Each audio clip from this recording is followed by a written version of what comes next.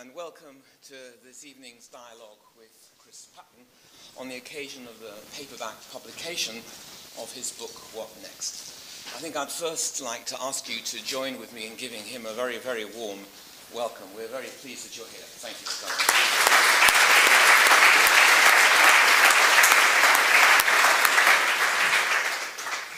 A brief note about him and something about the book before we start. Chris Patten was educated at Oxford, where he read modern history. In 1974, he was appointed as the youngest ever director of the Conservative Research Department, and in 1979, he was elected as Member of Parliament for Bath. Following the election, general election of June 1983, he was appointed Parliamentary Under-Secretary of State, the Northern Ireland Office, and in September 1985, Minister of State at the Department of Education and Science. In September 1986, he became Minister for Overseas Development at the Foreign and Commonwealth Office, and in July 1989, he became Secretary of State for the Environment. In April 1992, he was appointed as Governor of Hong Kong, a position for which, of course, he is well known across the world, and a position which he held till 1997, overseeing in a remarkable way the return of Hong Kong to China. He was chairman then of the Independent Commission for Policing of Northern Ireland, set up by the Good Friday Agreement, which reported in 1999. Goes on. From 1999 to 2004, he was European Commissioner for External Relations, and in January 2005, he took his seat in the House of Lords. He's an honorary fellow of the Royal College of Physicians, Edinburgh, an honorary fellow of Balliol College, Oxford. He was appointed Chancellor of Newcastle University in 1999 and elected Chancellor of the University of Oxford in 2003. If this is not enough, he has written a lot. Among his very best-selling books are the one we are talking about tonight, What's Next? Surviving the 21st Century, published originally in 2008, paperback today. Not Quite the Diplomat, Home Truths About World Affairs, 2005, and East and West, 1998. Let me now turn to the book in question, of which I'm only going to say a little before sitting down to have a conversation about it. I asked one of my PhD students sitting up there, Angus Fain-Harvey, if he'd look at this book before I did and just give me his general impression. He's someone I very much trust in all of this, and he didn't know that I would be quoting him this evening, but I'm going to quote his email, which I think is both instructive, illuminating, and raises some interesting questions. Quote, Patten's book is an excellent overview of the various global policy issues facing the world in the 21st century. It's a thoughtful, measured analysis from an experienced and well-read practitioner of British foreign policy, not bad from a PhD student. It's very readable, squarely aimed at the same kind of audience that enjoys Sachs, Stiglitz, and Friedman. In my opinion, though, it's superior to all of their latest offerings. In many ways, this is where it gets interesting, his political views are remarkably similar to yours, David. That's mine. Which is interesting, because I all my life have been a social democrat on the radical side of social democracy.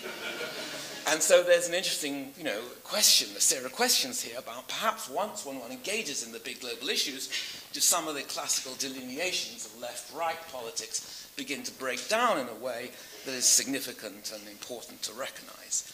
But it goes on, Angus Fain-Harvey, however, this is not always the case, that is the remarkable similarity of political views, because he is definitely more Martin Wolf than Will Hutton. So on this very illuminating introduction, I want to begin to ask our guest a number of questions, but just before I do, it remains to me just to say one thing. This event is hosted by a new LSE initiative, Global Policy, with a banner of which is there. Global Policy begins publishing in January 2010. It's an extremely innovative attempt to bring together world-class academics and practitioners to analyze public and private solutions to global problems and issues.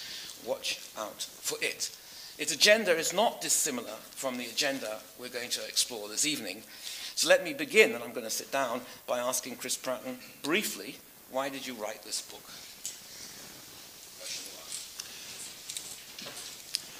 Apart from the fact that I wanted to demonstrate how much I agree with you. Having never read any. Two reasons, first of all. First of all, I blame the Astronomer Royal and Master of Trinity College, Cambridge, who's a wonderful man. Wrote a book a couple of years ago, which his he wanted to call the final century question mark. His publishers, with an eye to marketing, removed the question mark. And when it was published in the United States, you know what they're like. They called it the final hour. And it is a remarkable book, not an easy read. But the Astronomer Royal says in it that he thinks we've got a 50-50 chance of surviving the century. And as this is to bring your withers, as the grandfather of 5 under 4-year-olds, those didn't seem to me to be sufficiently good odds. And anyway, I don't think that the end of the world is nigh. Never has been in the past, and I don't see why we should regard it as being nigh now. Secondly, there was a reason which is anchored in my experiences as a European Commissioner.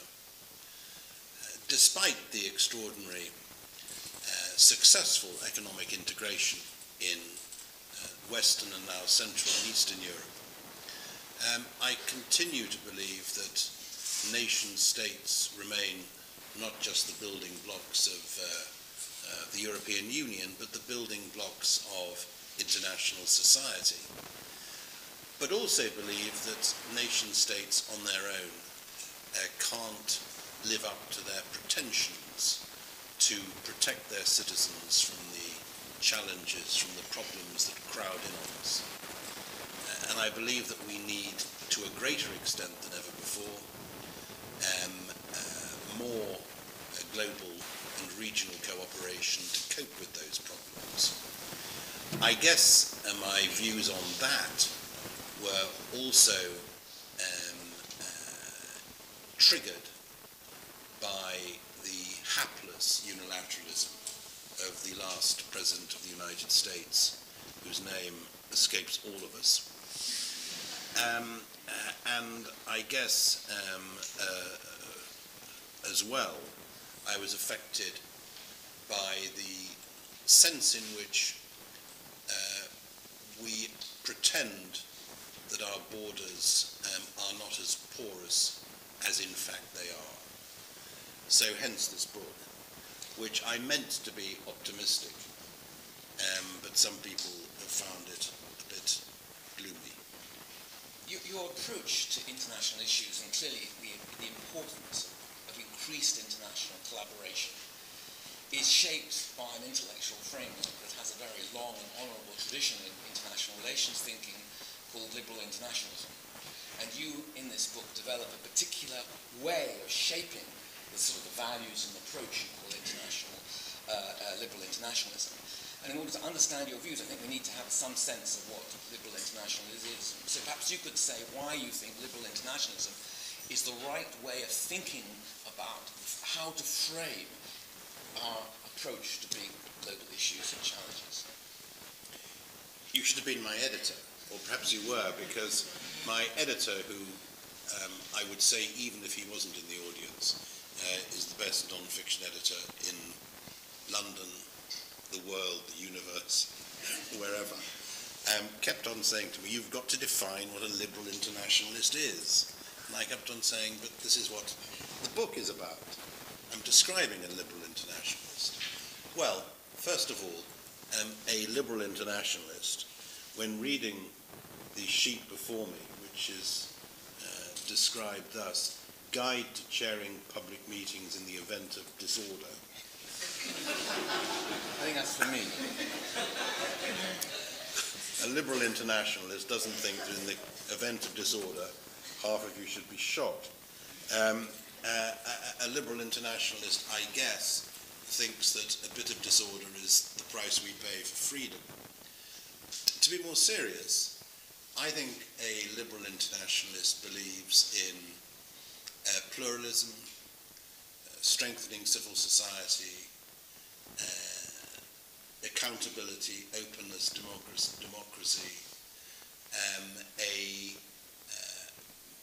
open economies, but doesn't believe that neoliberalism should be allowed to capture Adam Smith, believes, unlike Mr. Greenspan, that markets don't regulate themselves, and also believes, I've just been reading, or attempting to read, Amartya Sen, believes in, I think, a pragmatic effort to cope with global problems of inequity by interventions of the state as well as the use of market instruments. So I think that's what a liberal internationalist is. I became more of a liberal in a conventional sense, oddly enough, in Hong Kong, for two reasons. First of all, because Hong Kong obliged me to think once again why I believe in democracy, the rule of law, and the relationship between democracy and sustainable economic development. And secondly, because Hong Kong is such a challenging example of market economics in operation. The things which, on the whole, have gone wrong in Hong Kong economically are areas where the market hasn't operated. Municipal housing, for example, for understandable reasons. But on the whole, it was, I think, that experience in Hong Kong, both political and economic, that made me realize much more than when I'd been a British minister, the connection between political liberalism and economic liberalism. Well, I think that's very helpful. I'd like now to take this framework and think a little bit with you about how you apply it to a number of substantive areas. But first of all, let's go to one very big topic, which is globalization. I mean, Martin Wolf wrote a book in 2004 called Why Globalization Works. I had a debate with him at the LSE some years ago, perhaps 2 years ago, 3 years ago, and I asked him, would you still call the book by that title?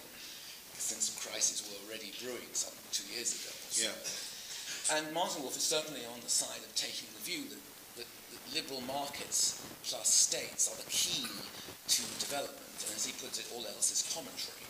Now, in your book, Globalization powers through as a main driver of change, and you see globalization as a driver of very positive changes on the whole in the world.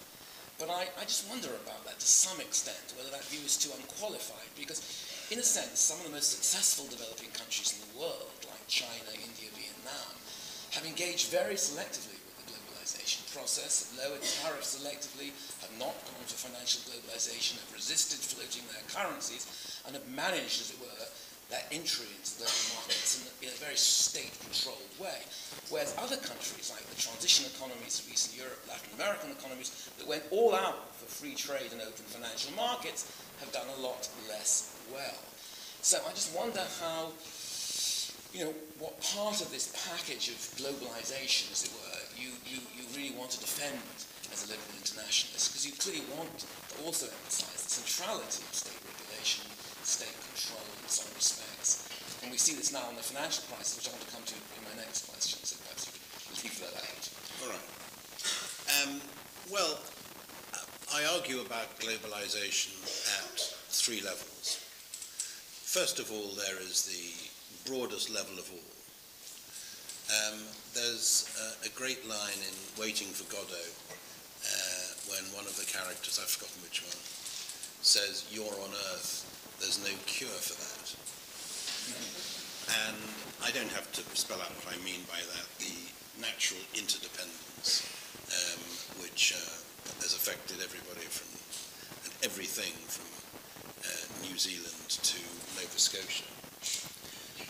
Secondly, there is the broad surges in globalization, particularly the 2 most notable ones in the late 19th and early 20th centuries and in the late 20th century, which had very similar causes.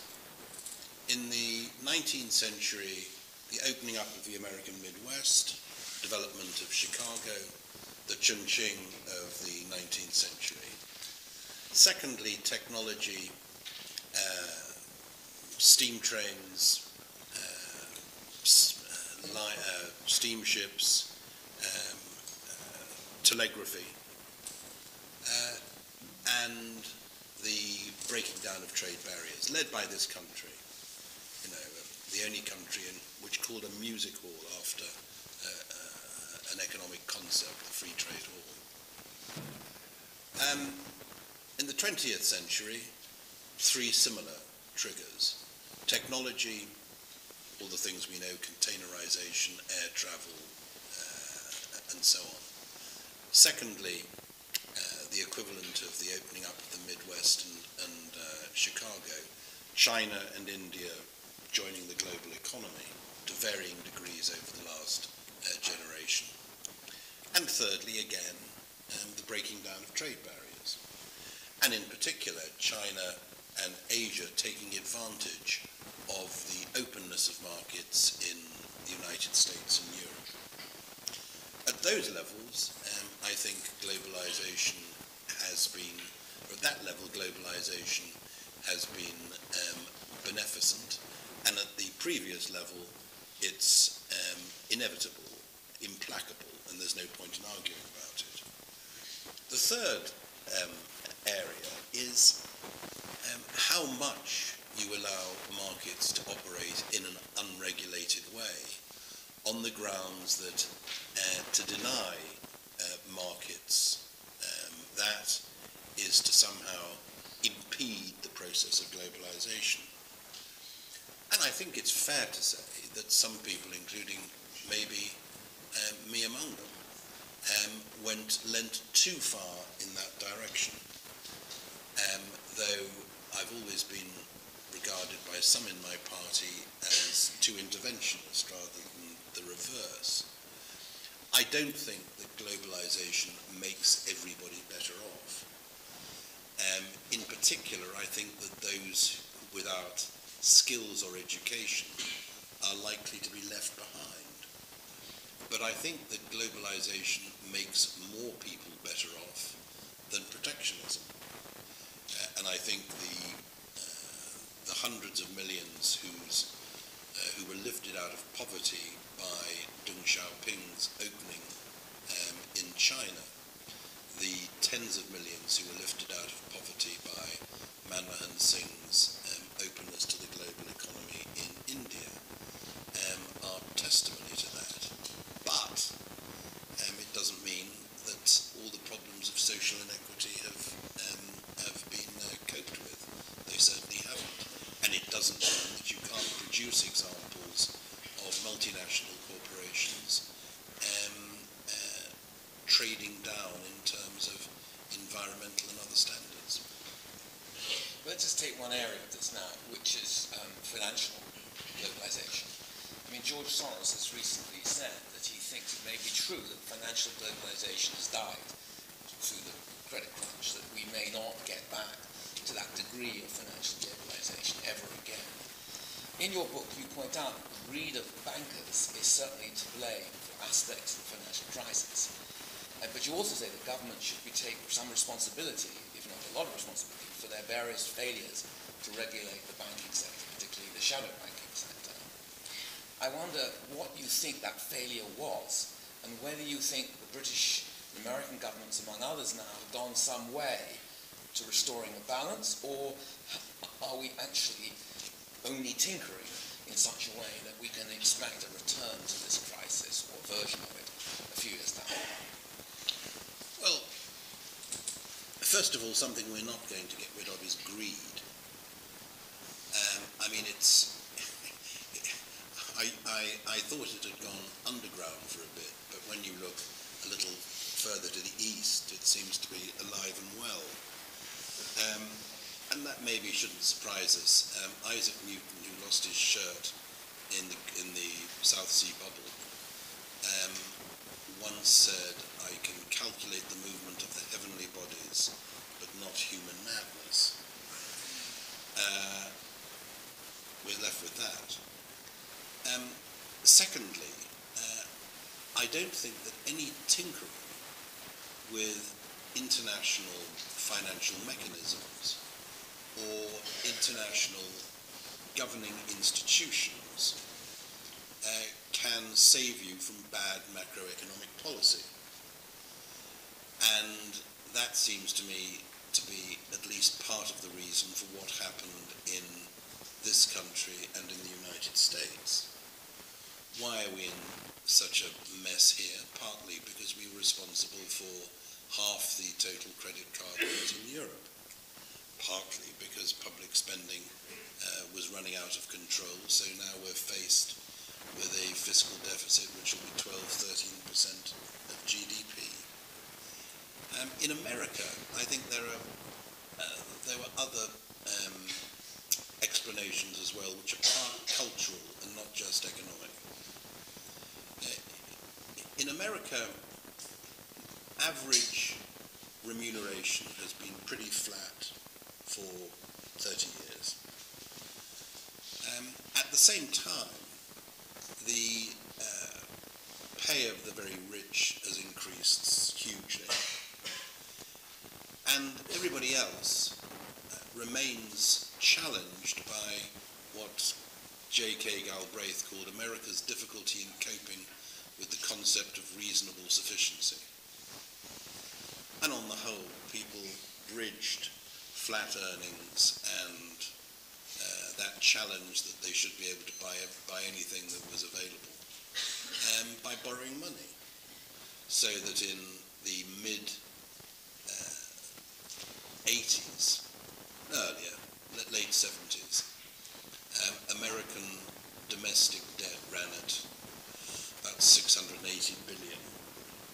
By 2007, it had risen to 14 trillion, with American households on average having 13 credit cards with 40% owing money. And that bubble was encouraged by the Greenspan attitude to interest rate policy at the Fed. If there was ever anything that looked like a downturn, you cut interest rates. So my own view is that the principal reasons for what's happened are bad macroeconomic policy plus the Greenspan idea, which he now concedes was a flaw in his thinking, that markets would regulate themselves. When people started to argue about the casino of housing finance in the United States with Greenspan, he said this would look after itself. It did, but at a considerable cost. Now, what does all this mean for the future? It obviously means that we're in for pretty painful periods of adjustment in those countries which had borrowed too much money. It obviously means that banks are going to be obliged to operate, at least I hope they are, in a more restrained environment than has been the case in the past. But neither of those things will deal with another of the cause for our present woes, which is the global imbalance between America, which spends and has been the borrower of last resort, and China, which saves. And quite how you get Americans to save and Chinese to spend, given their respective social histories, and given the need to calibrate those changes very carefully so that the process doesn't become hugely disruptive, is beyond my intellectual powers. Well, I want to come back to that question perhaps a little later, especially the question of international financial governance in a few minutes' time. But before I do come to the issues of governance broadly, I want to ask you now, moving away from economic globalization, the financial crisis, to security issues, which you write about in the book. And you say very tellingly in the book, and you're on the record publicly of saying this many times, that of course 9/11 was a terrible blow and a major catastrophe. But the response of the Bush and Blair governments were such that they made problems worse rather than better.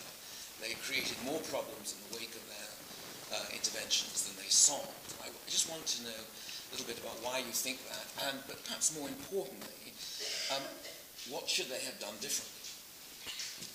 Well, one thing they shouldn't have done was to invade Iraq. But should they have invaded Afghanistan? Yes, but they should have actually, when they'd toppled the Taliban regime in Afghanistan, they should have had enough boots on the ground, enough money in development to actually secure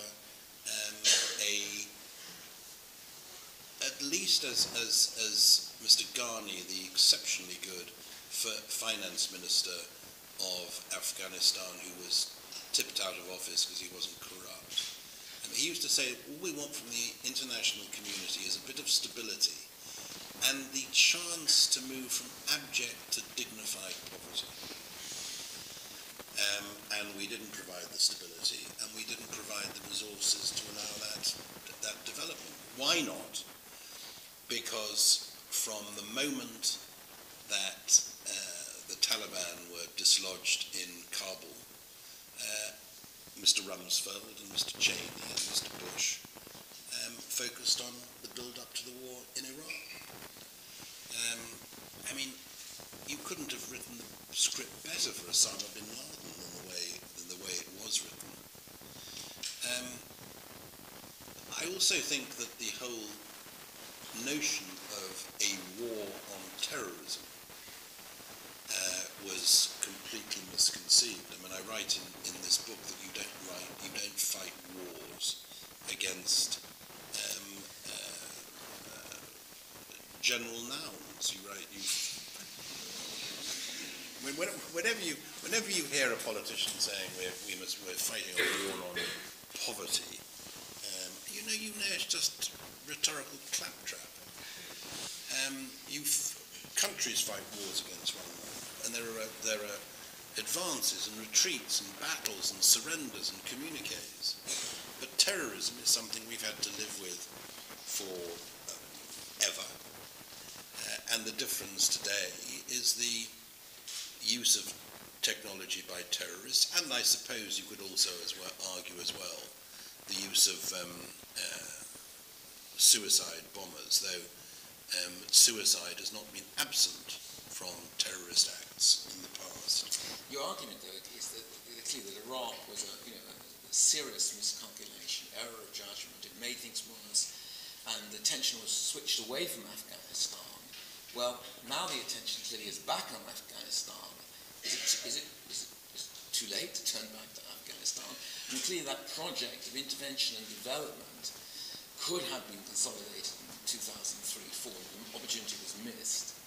But now it seems to many people, including myself, that actually it has been missed. And what we see now is taking already a very problematic situation and at risk making it worse. Do you agree with that, or do you think if you were Prime Minister now, you would be ratcheting up Afghanistan in the way that is currently proposed? Well, what I'm clear about is that you can't say to young men and young women who are putting their lives on the line in Afghanistan, and the casualty figures are pretty horrific. You can't say to them, what you're fighting for is an exit strategy. I mean, people very often criticize Margaret Thatcher. Had you heard they criticized Margaret Thatcher? During the Falklands War, for example, the very clarity and directness of what she was trying to do was plainly very good for the morale of our troops. And I just think we have to be much clearer about what it is that we want those armed forces in Afghanistan to do now. I have some difficulty in explaining that as a narrative which you could easily use in the saloon bar of the Dog and Duck. I I don't think the analogies with Vietnam are at all good. Because whereas I don't think the domino theory really operated in Vietnam, I think domino theory is relevant in Afghanistan.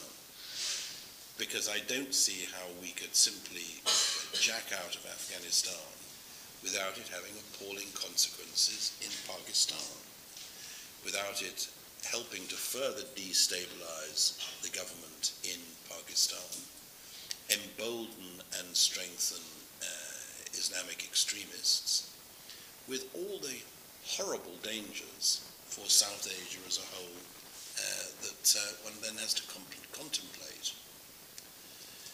I think a lot of the debate at the moment is the wrong way round.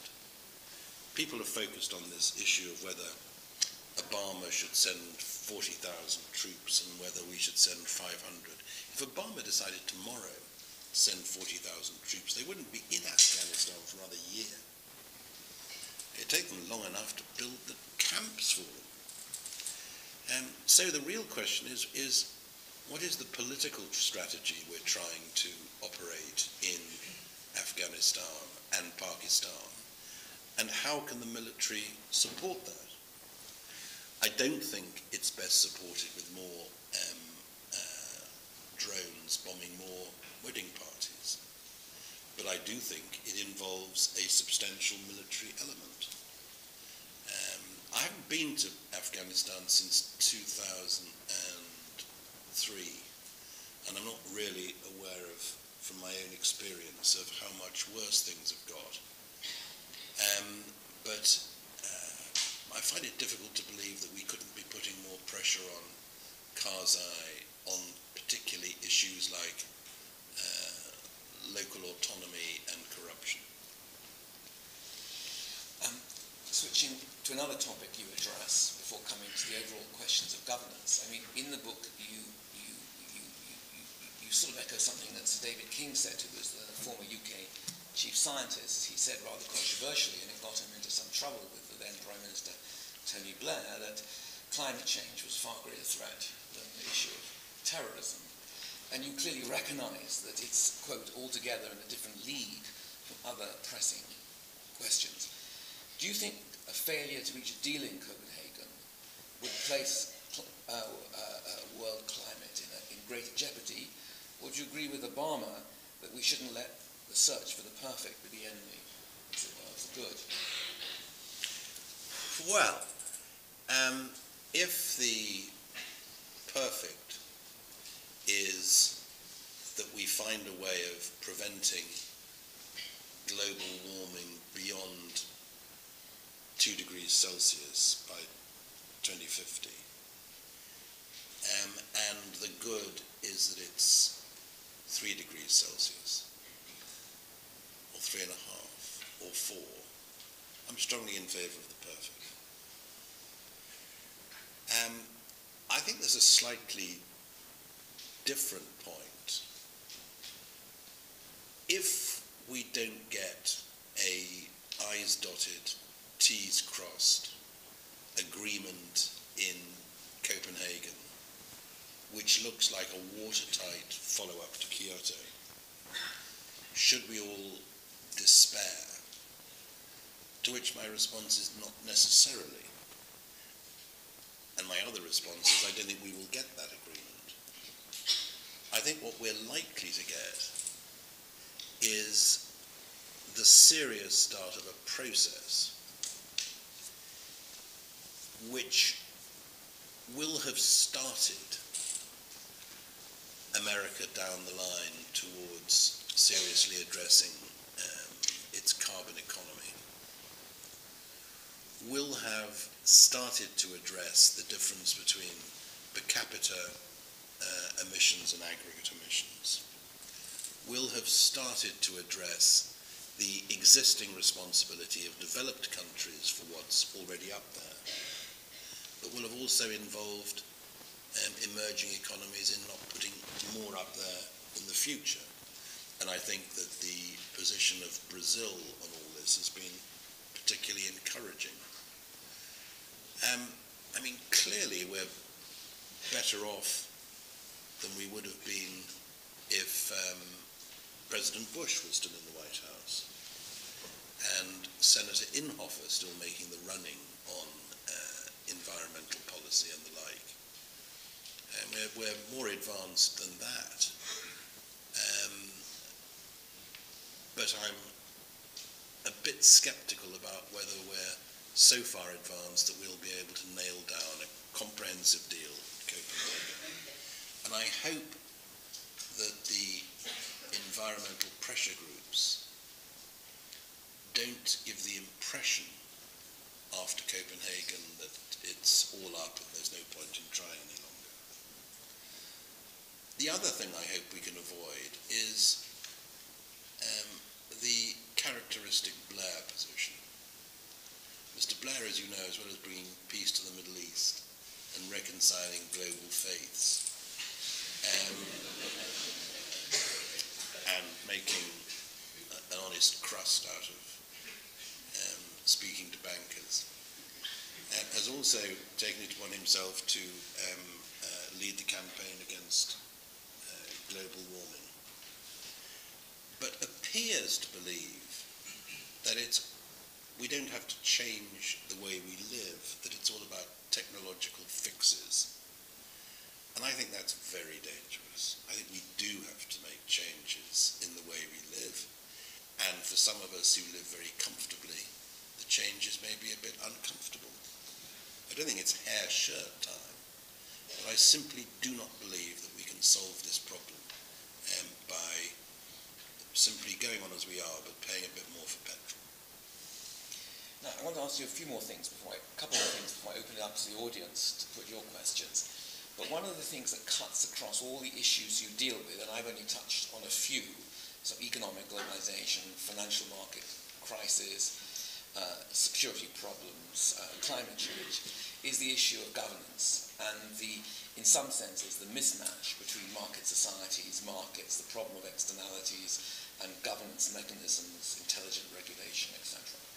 And you write that the current system of global governance is out of date. Tony Blair, you mentioned him, calls it dysfunctional now.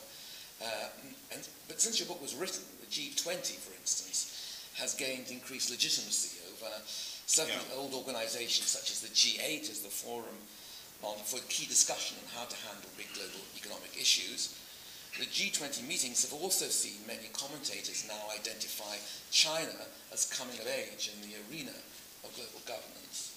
I mean, how big a lacuna is the governance issue? I mean, my own view is that global governance is now out of date, dysfunctional, that 1945 settlement no longer represents at the level of representation or effectiveness the kind of international organizations one needs at the global level. But is the G20 a significant move in this direction? Does governance require much bigger roles for India, China now? And I mean, and are we making progress? Because it does seem to me, at least in one respect, that the financial crisis has done something that might have otherwise taken decades to achieve. Quite a significant shift in the participation of the BRIC countries, and above all, in global financial governance, where they were not represented before, right across it. And of course, the increased displacement at some level of the G8 by the G20. This is a small step, but it's not trivial. Yes to all those questions. Well, let's unpack the suitcase a bit. I totally agree with you that we are blessed with institutions of global governance which were largely the creatures of the end of the Second World War and which reflect either the power balance at the end of the Second World War, with huge American generosity to those who were much less powerful than they were, and some slightly exotic political touches, such as putting France in the same category as the US and Russia and others. How can you reform the UN without reforming the Security Council? how can you reform the Security Council without addressing the fact that it doesn't reflect today's political heavyweights and realities? How can you legitimize international interventions in the sovereignty of other countries, for example, the whole notion of responsibility to protect, without the Security Council's stamp? And how likely are you going to get that with the present Security Council? I mean, there's a whole nexus of issues around reform of the UN which are very difficult to disentangle. And you have to go at it a bit at a time. So maybe at the moment we have to look at ways in which we can limit the use of vetoes by the permanent 5 members of the Security Council, so that you'd only be allowed to use your veto if it directly affected your national interest, and you would have to justify it to the General Assembly. I think I'm right in saying that America has used its veto 130-something times. It's less than that. Britain and France by 80 each. China 5 or 6 times, I think. But America has used its veto almost half the time to defend Israel from criticism by the rest of the Council. And in 40 cases where it's been the only country actually using the veto. So there's the whole question of the veto which you can change. The institutions of global governance, the Bretton Woods institutions, well, the most important issue there is that Europe should give up part of its voting weight to China and Brazil and India and so on, and ideally that Europe should start to speak with one voice. Well, and of course next Tuesday pigs will fly. By Friday we will have a European Union president and a very, very high representative whom we're not allowed to call foreign minister in this country, in case the Daily Mail gets cross. And then it'll all be all right.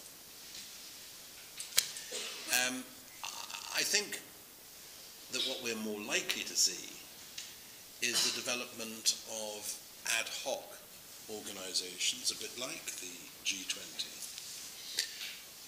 or ad hoc regional organizations. And I don't think that's a bad thing. There is the more general issue, which is how we accommodate the fact that China will once again in this century be the largest economy in the world, as it has been for 18 out of the last 20. How do we how will we accommodate India, which will have the largest population, and one of the 3 or 4 largest economies in the world by 2040 probably, and a bigger population than China? How do we accommodate Brazil, South Africa, and so on? What we know, and what President Obama is demonstrating in Beijing this week, is that there isn't a single big global problem that you can face, that you can deal with, unless China and India and others are involved. Can you deal with Iran? Can you deal with North Korea? Can you deal with big economic issues? No, you can't. And what is the Chinese view of that? I mean, because China, you write about China in the book, of course, and you have a unique experience of engaging with China, probably more remarkable experience than almost anyone writing on China in the West. And I wonder what you think in this respect on the future role of China, the kind of engagement we might expect from China into the future. Because clearly where China is engaged in some respects, it's on energy, climate change issues now, we see quite significant shifts in the Chinese view, which are important, progressive, and create a basis of optimism about some kind of G2 initiative or agreement on climate change, which might bring other countries in its way. In the area of Africa, which you also write about, there's reason to be reasonably concerned about the consequences of increased Chinese presence in Africa for a whole range of issues which threaten to regress the governance agenda backwards. I think China gets it in some areas. I think it gets it on the environment increasingly, partly because Chinese leaders are able to see for themselves the consequence of environmental deterioration, the consequences for politics as well as for quality of life, and the consequences for the economy. I'm not sure that the Chinese leadership yet understands that if you're a big country, you have a vested interest in regional and global stability. And I don't think that's what the Chinese leadership is investing in Africa. I thought it was astonishing the other day that after that awful massacre in the football stadium in Guinea, China blithely announced that it was going ahead with a, 7 or 8 billion loan to Guinea, which the Guinea junta paraded as an example that they were accepted by the rest of the world. Now, I suspect in China there is a growing debate within the party and the foreign ministry about whether commodity-driven diplomacy is such a good idea. Let me give you a very practical example. Sudan. China buys 25% of Sudan's oil, and 10% of its own oil comes from Sudan. China, in order to firm up this relationship, has cozied up to the government in Khartoum, but unfortunately 80% of the oil in Sudan is in the south of the country, and there is a referendum by 2011 on whether the south secedes from the north. And if the south votes to do that, as it's likely to, with 80% of the oil, the one thing which at present seems unlikely is that that will be taken kindly by the government in Khartoum, which has all those weapons that it's bought from or been given by China. Now, it's in China's interest to have a stable Sudan, not to have a Sudan which is at war once again, particularly at war between the south, which has got the oil it wants, and the north, which has got the guns it's provided. So I very much hope that the Chinese will accept that we're not hectoring them when we talk about the importance of good governance in countries with large quantities of resources or minerals, of our shared responsibility for stability in a continent like Africa. We've got a very bad record ourselves. You know, who invented Mobutu? Who began the rape and pillage of the Democratic Republic of the Congo, for such it's called. So we can't talk to China about these issues as though we were morally superior, but we can tell them what we think works and what doesn't work. And sweeping aside, for example, the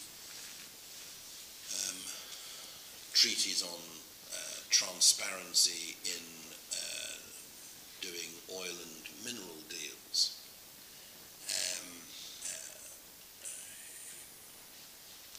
resulting in the president of Angola being able to invest even more in the Sao Paulo Stock Exchange than he was investing already.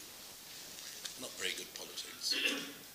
Let me ask you a final question before I ask the audience to engage with you, really, and this is about the C word, and the C word just doesn't crop up much in your book, and also in your answers to these questions, and that is, of course, conservatism. You've been a committed conservative throughout your working life. In light of the financial crisis, I wonder, and the necessary rebalancing between states and markets, and the global challenges which we face, which require new forms of intelligent regulation, doesn't the truth of politics, as it were, rebalancing market states, the problem of externalities, the issue of regulation, and so on, increasingly lie, doesn't the truth of politics, as it were, increasingly lie towards the left? In other words, or to put the question differently, don't we now live in a political world where the issue is how to balance markets, democracy, social justice, and sustainability? And is this a conservative agenda? I wrote a very good little book in about 1981-82 about conservatism, which I strongly recommend. It was widely remaindered within about 3 months of it being written, but perhaps it wasn't edited very well.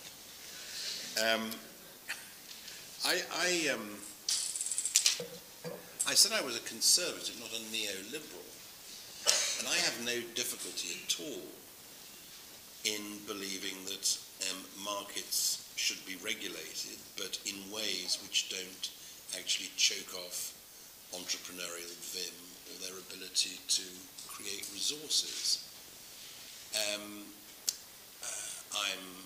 I suppose, in a long tradition of non-ideological, pragmatic, slightly world-weary, skeptical of smart ideas, Tories that runs back, used to be the fashionable thing to be. I'm very old, you must understand. But I mean, my predecessor, but one as Chancellor of Oxford University, Harold Macmillan, was an exemplar of this approach. Rab Butler.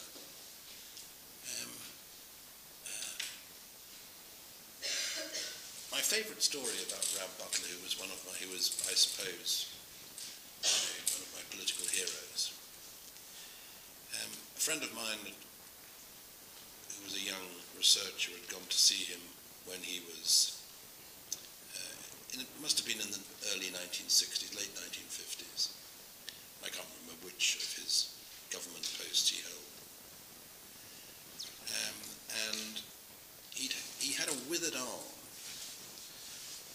He was in the garden and he was trying to cut roses, my friend recalls, with the one arm, this curious gesture.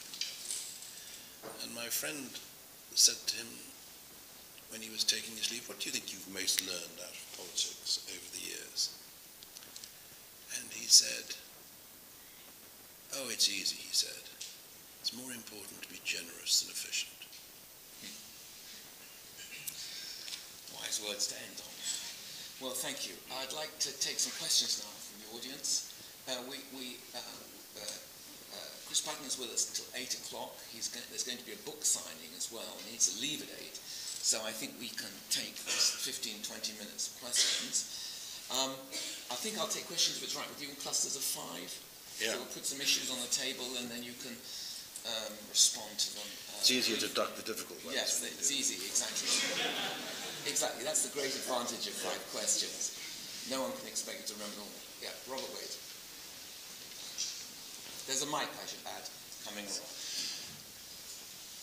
Robert Wade, what do you think are the chances of war between North and South Korea and between Taiwan and the mainland? And if you think, say, within the next 10 years or so, and if you think that the chances of war are low, then what do you see as the trajectory of those conflicts? Do you see any route to a peaceful settlement of either the Korean conflict or the Taiwan-China conflict? Good small questions to start with. Yes, gentlemen, just over there with something. We'll move across the room. Hi, I'm from Hong Kong, and since you have mentioned about the success of Hong Kong in the beginning, I would like to seek your views on when China is increasing its importance in the global economy and also the improving conditions, relationship between Taiwan and the mainland. How do you see the function of Hong Kong to the mainland in both economic and political? That's easy. That's another easy question. Yes, gentlemen there. Lord Patten, may I ask a question about climate change? My name is Stuart Wheeler. The Times carried a poll recently which showed the public, broadly speaking, was not concerned about it, whereas almost all politicians and the Times itself are concerned about it. But there are three facts which are beyond dispute, I think. Number one, it has been getting colder, not hotter, for the last 13 years. Number two, food production will go up if it gets warmer. And number three, deaths from climate will go down if it gets warmer. So are we right, or is anybody right to be worried?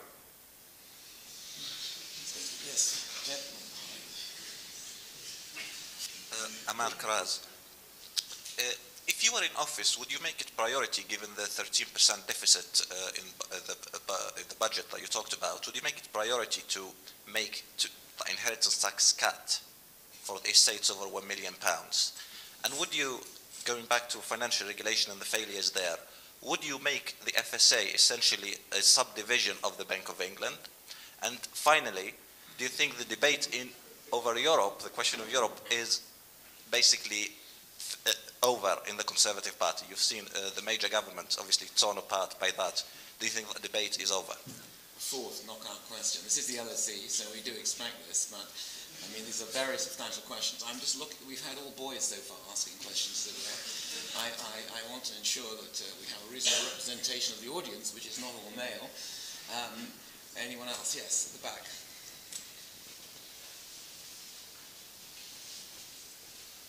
There was a recent survey in UK which said that people are tired of hearing the word climate change, and they don't believe it exists because they keep hearing about it so often.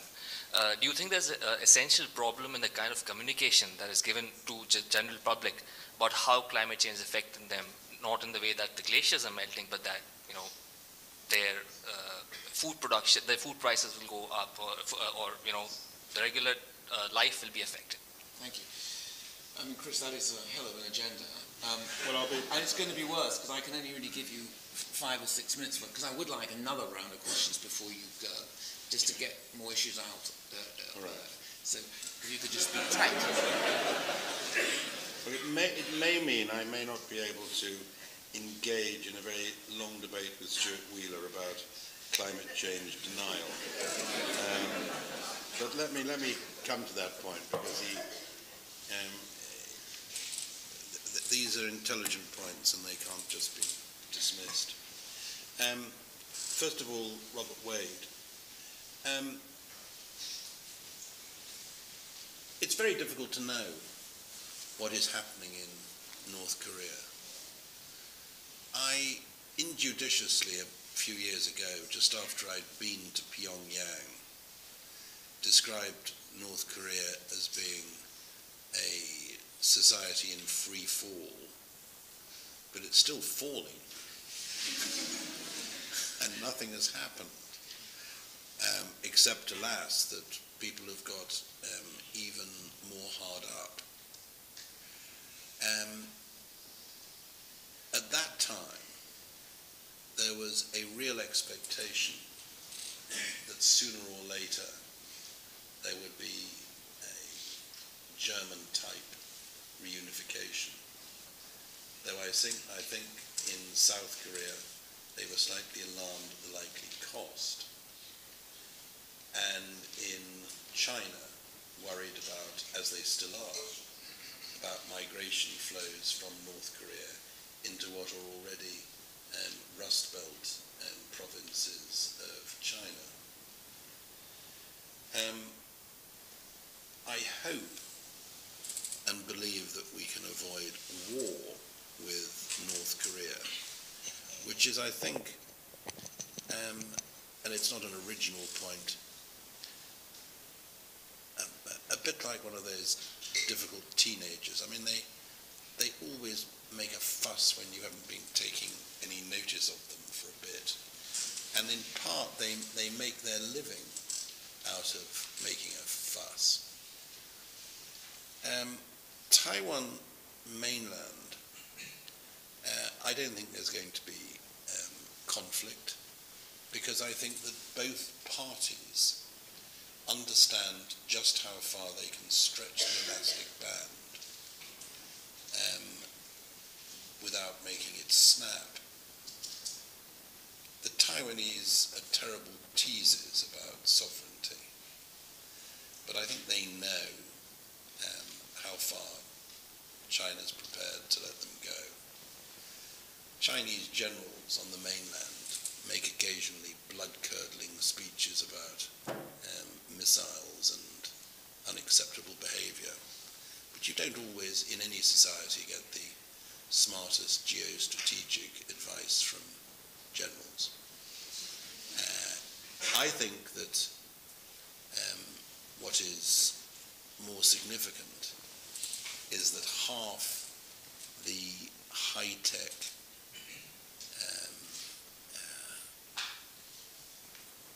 joint ventures in China are joint ventures between the Taiwanese and the mainland Chinese. I think that what's more important is that there are, 400,000 Taiwanese living in the greater Shanghai area. I think the economic links have blunted. No, links can't blunt. The economic relationship has blunted much of the aggro between the two sides. And I think also that political change in China will ultimately be the only way in which the division between Taiwan and the mainland is ended. So I think the likelihood of hot conflict is low, and that politics and economics are likeliest to create change when it comes, when it happens. It's interesting to look at the amount of, at the number of multinational brands in America and Europe which manufacture in Taiwanese-owned factories in China. Hong Kong's relations with the mainland, the implication of the question is that because of the possibility of a rapprochement between Taiwan and the mainland, and perhaps because of the extraordinary, sophisticated development of Shanghai, Hong Kong and its economic prospects will be affected. I don't think so. First of all, because what's happening in China is sufficiently large, is sufficiently extensive for it to continue to benefit Hong Kong. Secondly, because Hong Kong has something which no other Chinese city has at the moment, which is the rule of law.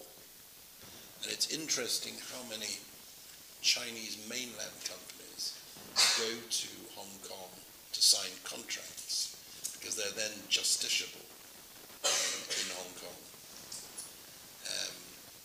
So I think Hong Kong still has all the merits, all the advantages of being what Sammy Finer, the great American political scientist at Oxford, described as the only liberal society he could think of that wasn't democratic.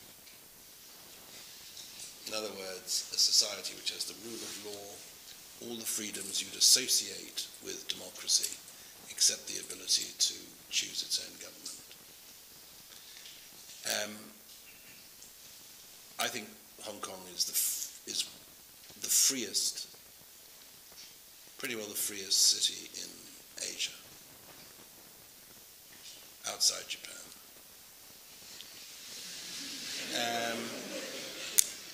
Certainly I can think of one or two other cities, I better not get too controversial, which are allegedly democratic, which aren't as free as Hong Kong. Then there was a question which rather charmingly encouraged me to say I disagree with every aspect of Conservative policy and will not vote Conservative at the next election. I think that was what was intended in the question about tax cuts, estate duty, the FSA and Europe. I don't think that the most important thing any government has to do is to cut estate duty. I am uninformed and agnostic about whether the FSA is better in or outside the Bank of England. And I think that the Conservative Party should not, if it's elected after May the 6th, which is when the election is going to be held, of course, I don't think the Conservative Party should get into a food fight with Europe when it's going to have a big enough problem sorting out the economy at home. And I have even more extensive views on Europe than that. On climate change,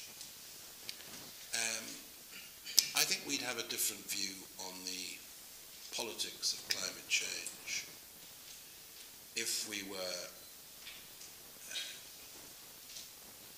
having to find our water in China or increasingly India. Those two countries, 6 of the main water-bearing rivers rise on the Tibetan Plateau, and their water flow is increasingly affected by earlier glacier melt in the high mountains. I think that's going to turn the Tibetan Plateau, if we're not careful, into a real security issue in the next few years.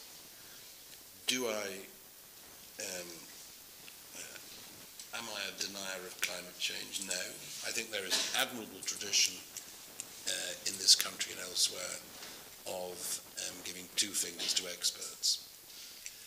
But it does seem to me that the overwhelming scientific evidence points to the existence of global warming, to the consequences being pretty awful, particularly for the poorest countries in the most environmentally challenged parts of the world. I've just come back from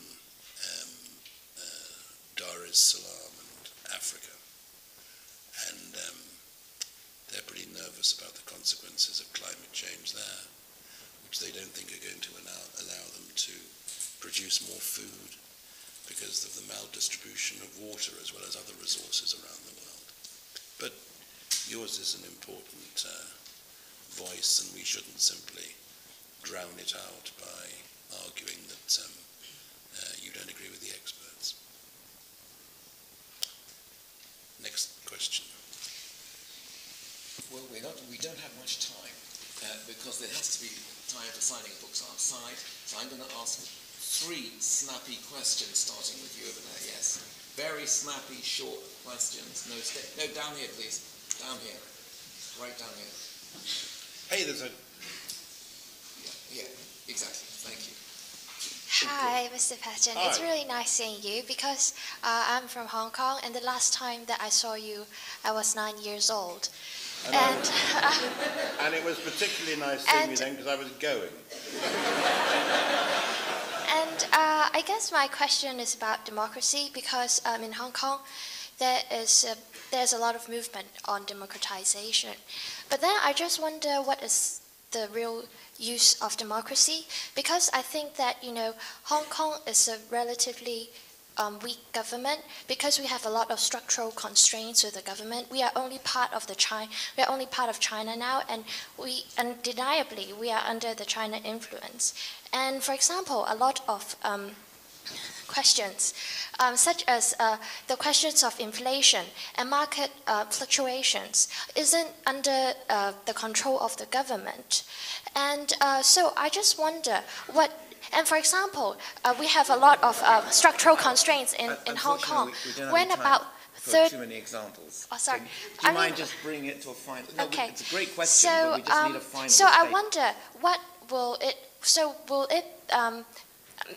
make a lot of change if we really do have democracy in Hong Kong? Will it solve all the problems given to all the structural constraints that we are having now?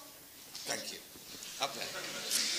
Briefly, may I ask, bringing the debate back to Europe, what do you think is the most winnable aspect of David Cameron's policy, the new policy on Europe, especially since a lot of the goals you've outlined are under the shadow of the ECHR, which has been given more control under Lisbon? Sorry, can you just say the last bit? I didn't hear. Which aspect of David Cameron's policy on Europe do you think is the most successful? Because some things that have been outlined have been hotly debated in tonight are going to be, we have less influence because the courts in Europe have more control after Lisbon, which takes effect of. Thank you. And then I'm afraid there is only time for one more question, and it's to the gentleman here. And then I will ask you just to take a minute, really, to quickly address these, and then I need to say something before you all go. Do you think the implementation of Lisbon will actually end up giving the European Union a more coherent voice internationally? And how concerned are you about conservative foreign policy marginalizing us, not just with our European partners by leaving the EPP, but actually marginalizing us with Washington too, because Washington has always seen, or wants to see, a British government, any British government, working at the heart of Europe. And we're seeing the close cooperation, or increasingly closer, working together of Sarkozy and Merkel. And there's a real danger that we're going to be out in the periphery, isn't there? Thank you. Now, we've got about a minute or 2 minutes for you, Chris, and then before you all go, and I obviously want to thank Chris, but I must make one announcement. Okay, democracy in Hong Kong. I said earlier that I think Hong Kong's the only society in the world which is liberal but not democratic. Should it aspire to democracy? Well, whether it should or not, it does. I mean, as you know, there have been 500,000, 600,000, 700,000 people marching on the streets in favour of democracy, led by my former deputy, the former Chief Secretary, Anson Chan. I think it is curious to allow people to make every economic choice that they want, but not to be able to decide how their children are educated, or how their rubbish is collected, or how housing policy operates in their community. I think the Chinese leadership has been ill-advised to be so nervous about democracy, which I think would be a moderating force in Hong Kong rather than the reverse. What I never understood was the argument which some businessmen used to advance, invariably businessmen who had Canadian or Australian or British or American passports in their back pockets, that somehow if Hong Kong became more democratic, it would have greater difficulty in running a balanced economic policy. I simply don't believe for one moment that's true. Though it is perhaps true that a more democratic government would take a beady look at policies on the property sector in Hong Kong, which might not be hugely popular with all the businessmen who oppose democracy. Secondly, Europe. I don't think that Lisbon is going to produce more Brussels control over the UK. Indeed, it should lead to our national parliament, to Westminster, having a bigger role in the legislative process in Europe. British attitudes to Europe do need to some extent, psychoanalyst rather than a politician. David Cameron has to manage that process within the Conservative Party. I thought you were going to say David Cameron needs to see a psychoanalyst. Historically, oppositions in this country have drifted into anti-European positions, and governments have been more sensible. I certainly agree with you that the last thing the United States would wish to see is the United Kingdom locked in a furious fight with Europe, rather than working with our European colleagues in order to shape slightly more credible European positions around the world. I'm always interested when people talk about sovereignty and relate our position to the United States as opposed to Europe. I recall Douglas Hurd saying on one occasion that here we are, we've been in the European Union for all these years. The Queen is still on the throne. Her head is still on our banknotes. And we still go to war at the behest of an American president.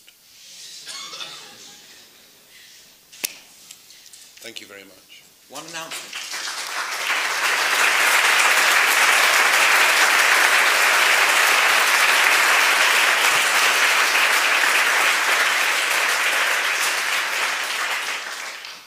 Well, this excellent book is available on sale outside, just up there, outside the lecture theatre. I would ask you all to remain seated whilst Chris Patten leaves, so that he can get up there and he will be ready to sign copies of the book if you wish. I think the book is, I mean, I was really very pleased to read it. It's terribly readable and an extremely substantial statement on many of the core challenges of our time. And the audience has already warmly thanked you, but I think we should warmly thank you again for a very wide-ranging survey of contemporary global challenges.